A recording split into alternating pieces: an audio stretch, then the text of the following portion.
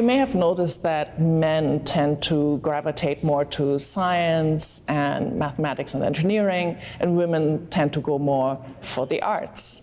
And I always wondered why that is.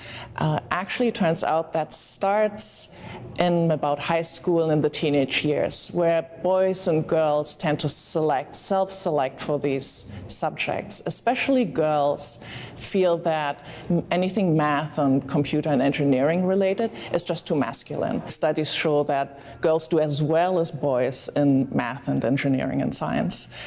So it's really cultural pressure.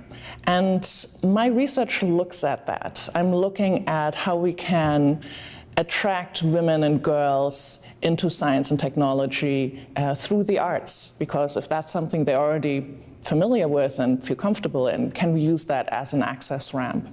I don't think that art and science are that different anyway. I think both are fueled by a sense of exploration and discovery and wonder. And I run these sort of makerspace, hands-on workshops in my gallery. Mostly when people hear makerspaces, they think a place with a 3D printer and a CNC router and some electronics. And that's mostly true. So now there are also libraries and art spaces and community spaces who are using these technologies.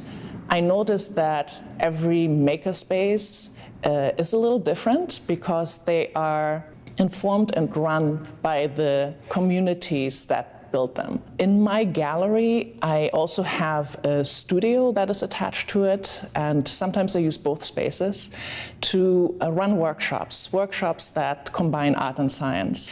I'm really noticing a trend where art and science becoming more fused. There's a lot of art right now that references biology, for example, bioart. I think in the future, in the next 5-10 years, you'll see a lot more art that has been inspired by science.